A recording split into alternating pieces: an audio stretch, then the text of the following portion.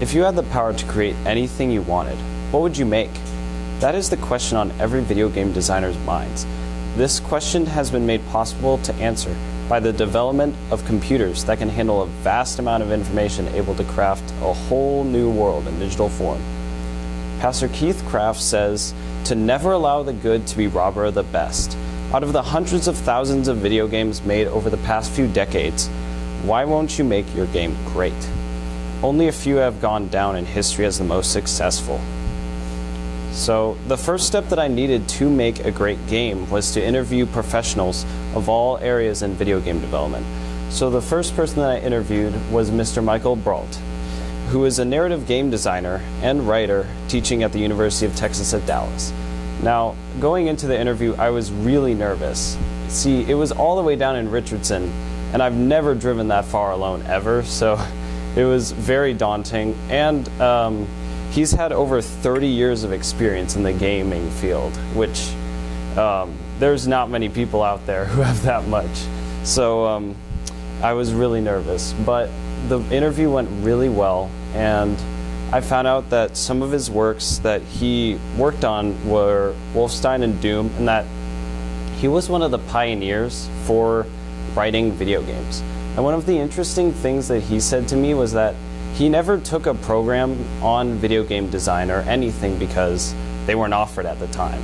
So he took a physics major at a art school, which is something that he advised me never to do, is to go to an art school because if you decide that video game design isn't for you, which I doubt, but going to a bigger university offers you more availability to switch.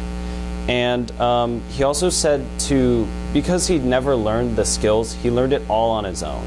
So in his case, he took many creative writing classes, and there are only 2 offered, but he found that that was his passion. And so he taught himself how to do it. And so the second interview that I had was with Mr. Phil Johnson, who is a game designer at Playful Corp. And it is a company designing virtual reality games, such as Lucky's Tale. So the interesting thing about meeting with him was I didn't really have any knowledge about virtual reality. So what I found out is that it is a brand new way of storytelling in gaming, and that it has been tried in the past but failed with Nintendo's Virtual Boy. Nobody knows it exists. So he said that it is becoming increasingly popular and more available to use. If you want proof, just go on YouTube and search VR experience, and hundreds of videos pop up with Oculus Rift and Sony's. And it is more available to use as the prices go down, and so the demand for workers is higher. So it might be more advantageous to go into that specific field of video game design. And some of his most important advice that he gave to me was to take advantage of the current video game design programs that he never had the ability to do either. And that includes being connected to more video game designers, developers, and to actually talk to them and ask them for advice and show off your works and develop your portfolio for all to see. Because one recurring element that I've found interviewing everyone is your connections and your network matters. It's not what you know, it's who you know that gets you far into the field. And so he also said to take advantage of gaming programs such as Game Jolt, where you get to show off your skills to all and you can get recruited in the future. And so the next person I interviewed is Mr. John Skinner, and he is a level designer at, he's currently teaching at SMU Guildhall, but he worked on the remake of Doom at id Software, which is based in Richardson. So what he said was that I need to be very skilled because it is now becoming a very competitive field to be in. So he said to get a head start at coding, designing, drawing, level design, all those aspects, so then I can have an upper edge on everyone else. And so he gave me advice on how to start. So he gave me this RPG game to start designing levels on.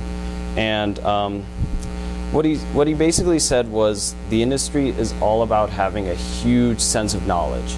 So you need to be connected to the rest of the world. So you need to be aware of what's happening either socially, and you also need to have historical knowledge as well. So if you want to reference something in, say, your game about George Washington crossing the Delaware, you have to know every single aspect of that to successfully reference something like that in your game. And it is all, and so yes, that is what he mainly focused on. And it was very interesting also because SMU Guildhall is it's a sector of SMU, but it only focuses on games, video games, and it's a master's program. So that's a possibility for me to take in the future. And so the next thing that I did was I went to a Scholars Day at UT Dallas with a person I was trying to connect with, Dr. Evans, and she taught a mock class on gaming communities. And so the premise of her class was teaching us how the communities impact society and how they can benefit. So what she said was there will always be a community that develops around your game. There is no way of avoiding that.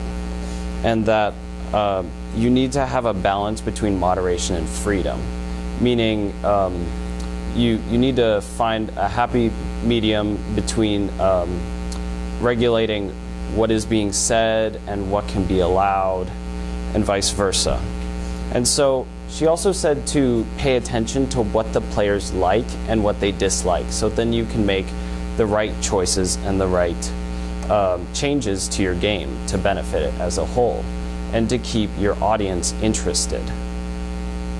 So that was a very great thing.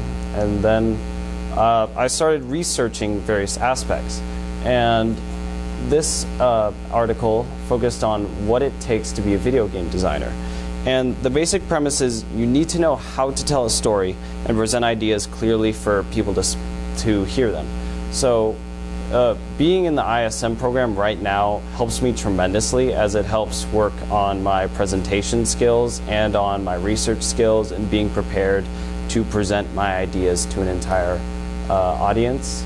And it also said that you need to have a wide variety of skills. You can't just be skilled at coding or art. You need to have a wide variety and focus on many aspects. And it also said that you need to have great programming and computer skills because, I mean, like I said, being just a game designer and being a person who throws ideas at a wall, that's not going to fly anymore in today's world. And it also says to take advantage of the game developers forums and the International Game Developers Association, or IGDA, which offers news, events, and a helpful community for game development for all to learn. And so this leads me to, after I become experienced, I may create my own company and will produce the games that follow my ideas and visions, so that I will have the possibility of creating a world-changing video game. All this starts with the activity and choice to take ISM. And through my mentor and all the people that I meet along the way, the sky's the limit to what is possible in the future. Thank you.